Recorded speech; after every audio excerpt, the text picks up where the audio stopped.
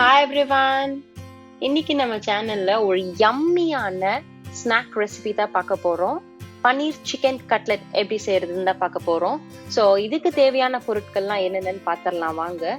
So இதுக்கு தேவையான பொருட்கள், நான் ஒரு 1/2 கிலோ சிக்கனை ஜிஞ்சர் கார்லிக் பேஸ்ட்டு, மஞ்சத்தூள், உப்பு போட்டு நல்லா வேக வச்சு அதெல்லாம் போனெல்லாம் நீக்கிட்டு நல்லா ஷ்ரெட் பண்ணி கையால் இந்த மாதிரி ஷ்ரெட் பண்ணி எடுத்துருக்கிறேன். அப்புறம் ஒரு 3 to 4 உருளைக்கிழங்க வேக வச்சு அதையும் நல்லா மசிச்சு இந்த மாதிரி வச்சிருக்கிறேன். அப்புறம் பிரெட் கிரம்ஸ் எடுத்துக்கோங்க. பன்னீர் ஒரு 100 கிராம் நல்லா இந்த மாதிரி நான் துருவி எடுத்துருக்கிறேன்.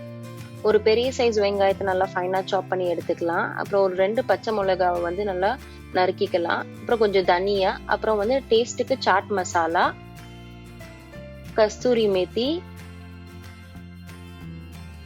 முழு சீரகம், மிளகாய் தூள், மஞ்சத்தூள், பிளாக் பெப்பர், சால்ட் டேஸ்ட்டுக்கு, இதெல்லாம் நம்ம எடுத்துக்கலாம். வாங்க இப்போ எப்படி செய்யலாம்னு பார்க்கலாம். ஸோ ஒரு கடாயை எடுத்துக்கிட்டு, நான் இங்கே இரும்பு கடாயை எடுத்துருக்கிறேன். அதில் சும்மா ஒரு டீஸ்பூன் அளவுக்கு நம்ம எண்ணெய் ஊற்றிக்கிட்டா போதும், அதிகமாக ஊற்ற வேண்டாம். இப்போ எண்ணெய் சூடு வந்தோடனே நம்ம 1 ஸ்பூன் அளவுக்கு சீரகம் போட்டுக்கலாம். சீரகம் நல்லா பொரிஞ்சோடனே பச்சை மிளகாவையும் அப்பவே போட்டுடலாம். இந்த ஸ்டேஜில் பச்சை மிளகா போட்டால் தான் அதோட காரத்தை அந்த எண்ணெய் நல்லா இழுத்துக்கும். அப்போ கட்லெட்டில் நல்லா மேஷ் ஆகும்போது அந்த எண்ணெயில் இருக்க காரம் கட்லெட்டில் இறங்கும். அதனால நான் இந்த ஸ்டேஜ்லேயே போட்டுடுறேன். போட்டுட்டு வெங்காயத்தையும் போட்டு நல்லா வணக்கிக்கிறேன். ஸோ வெங்காயம் நல்லா கோல்டன் ப்ரௌன் ஆகிற அளவுக்குலாம் வணக்க வேண்டாம். ஸோ ஓரளவு கொஞ்சம் வணங்கினாவே போதும். ஏன்னா அப்போ தான் கொஞ்சம் அந்த க்ரன்ச்சினஸ் இருக்கும். ஸோ அதுக்கு தேவையான உப்பையும் போட்டுக்கலாம் வெங்காயத்துக்கு. ஸோ சீக்கிரம் வதங்கிரும். இப்போ வெங்காயம் நல்லா வதங்கிருச்சு. இப்போ தேவையான அளவு மிளகாய் தூள் போட்டுக்கலாம். ஏன்னா பச்சை மிளகா போடுறதுனால நான் ஜாஸ்தி போடல, ஒரு 1/2 டீஸ்பூன்லேருந்து கொஞ்சம் அதிகமாக போட்டிருக்கிறேன், அவ்வளோதான். அப்புறம் மஞ்சத்தூள் போட்டிருக்கிறேன். பிளாக் பெப்பர் ஒரு 1/2 டீஸ்பூன் போட்டுக்கலாம்.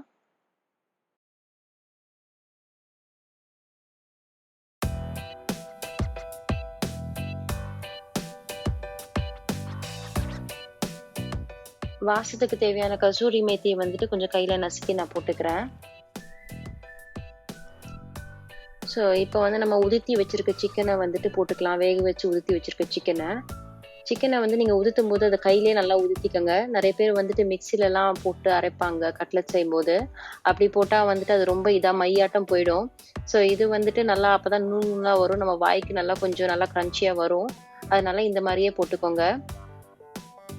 நான் பிரெஸ்ட் பீஸ் போன்லெஸ்லாம் எடுக்கல, நார்மலாக போன் உள்ள சிக்கன் தான் எடுத்திருக்கேன். ஏன்னா அதான் நல்லா டேஸ்ட்டாக இருக்கும்னு சொல்லிட்டு.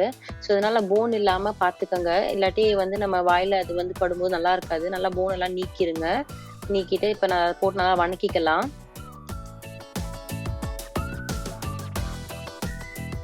ஒரு 2 மினிட்ஸ் சிக்கனை வதக்கிட்டு இப்போ நம்ம மசிச்சு வச்சிருக்க உருளைக்கிழங்கையும் போட்டு அதில் நல்லா மிக்ஸ் பண்ணி வணக்கிக்கலாம். ஸோ சிக்கனு, உருளைக்கிழங்கு எல்லாமே நல்லா அந்த கலவை நல்லா மிக்ஸ் ஆகிற மாதிரி வணங்கினா இந்த மாதிரி இருக்கும். ஸோ கொஞ்சம் ட்ரையாகவே எடுத்துக்கோங்க. இந்த ஸ்டேஜில் கொரியாண்டர் லீவ்ஸ், தனியா போட்டுக்கலாம். போட்டு அதையும் நல்லா மசிச்சு வச்சுக்கலாம். சால்ட்டு கொஞ்சம் போட்டுக்கலாம். உருளைக்கிழங்குக்கு நம்ம சால்ட் போடல, வெங்காயம் சிக்கனுக்குலாம் போட்டாச்சு. ஸோ உருளைக்கிழங்கு அந்த அளவுக்கு மட்டும் சால்ட் போட்டுக்கோங்க. போட்டுட்டு நல்லா மசிச்சுக்கலாம்.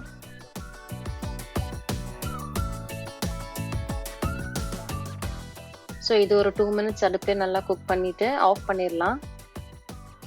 இப்போ பார்த்தீங்கன்னா இப்படி இருக்கும். இதில் தண்ணியெல்லாம் ஊற்ற வேண்டாம். கொஞ்சம் இந்த மாதிரி ட்ரையாகவே எடுத்தால் தான் உருண்டை போட வரும். இந்த மாதிரி இருந்தாவே போதும். ஸோ இந்த சூட்லேயே நம்ம திருவி வச்சுருக்க பன்னீரையும் போட்டோம்னா அது வெந்துடும். ஸோ அதனால் இந்த சூட்லேயே போட்டு அதையும் நல்லா மிக்ஸ் பண்ணி நம்ம கலந்துக்கலாம் இதோட.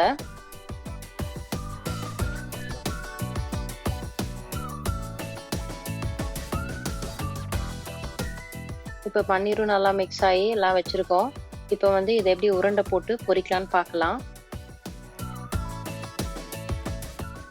ஸோ இந்த சைஸ்க்கு நம்ம இப்போ கொஞ்சம் கொஞ்சமாக எடுத்துட்டு நம்ம உருண்டை போட்டுக்கலாம். ஒரு 1.5 டேபிள் ஸ்பூன் அளவுக்கு நான் எடுத்துருக்கிறேன். ஸோ இந்த சைஸ் கொஞ்சம் சின்ன சின்னதாக தான் நல்லாயிருக்கும். அதனால இந்த சைஸ்க்கு நம்ம உருண்டை எடுத்து இருக்கிறேன் நான். ஸோ இதை இப்போ எல்லாமே நம்ம உருண்டை போட்டுக்கலாம்.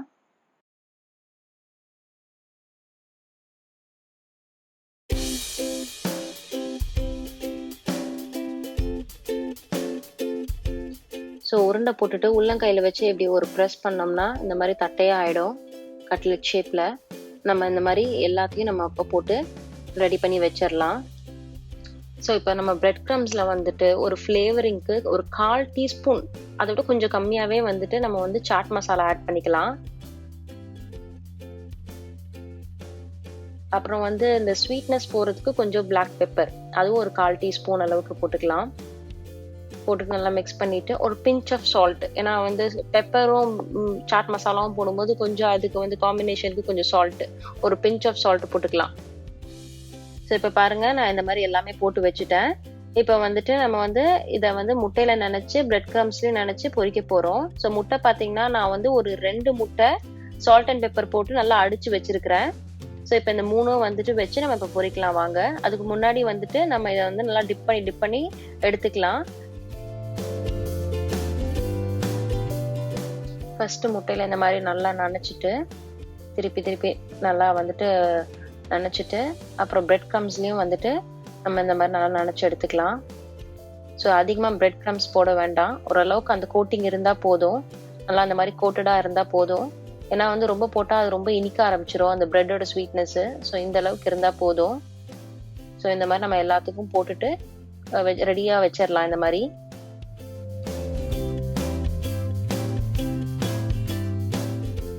இப்போ ஒரு பேன்ல நல்லா எண்ணெய் சூடு வந்ததுக்கு அப்புறம் இந்த மாதிரி 2 சைடும் நல்லா போட்டு பொரிச்சு எடுத்துக்கலாம். ஸோ வந்து எல்லாமே உள்ளுக்குள்ள ஏற்கனவே நல்லா வந்து வெந்தது தான் இருக்குது, சிக்கன் ஆகட்டும் உருளைக்கிழங்கு ஆகட்டும் எதுவாகட்டும். ஸோ அதனால வந்து அந்த ஒரு கோல்டன் ப்ரௌன் கலர்ல வந்தோடனே நம்ம வந்து அதை எடுத்துட்டா போதும் 2 சைடும். ஸோ அதனால வந்துட்டு இப்போ ஒரு சைடு வெந்துருச்சு. ஸோ அடுத்த சைடு வந்து போட்டுக்கலாம். நல்லா ஒரு சைடு பொரிஞ்சோடனே இன்னொரு சைடை திருப்பி போட்டு அதையும் பொரிச்சு எடுத்துக்கலாம்.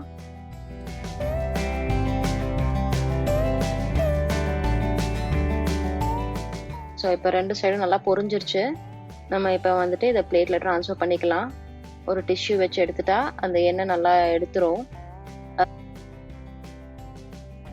ஒரு டெலிஷியஸான ஈவினிங் ஸ்நாக் ரெடி ஆயிடுச்சு. பார்க்கறதுக்கே நல்லா இருக்கு. ஸோ வந்து நான் சாப்பிட போறேன், நீங்களும் கண்டிப்பா செஞ்சு சாப்பிடுங்க. சாப்பிட்டுட்டு மறக்காம நீங்க எப்படி இருந்துச்சுன்னு கமெண்ட் செக்ஷன்ல சொல்லுங்க. எப்பயும் சொல்ற மாதிரி லைக் பண்ணுங்க, வீடியோ பிடிச்சிருந்தா உங்க ஃப்ரெண்ட்ஸ் கிட்ட ஷேர் பண்ணுங்க. நான் உங்களை வந்து இன்னொரு வீடியோல சந்திக்கிறேன். அது வரைக்கும் பாய்.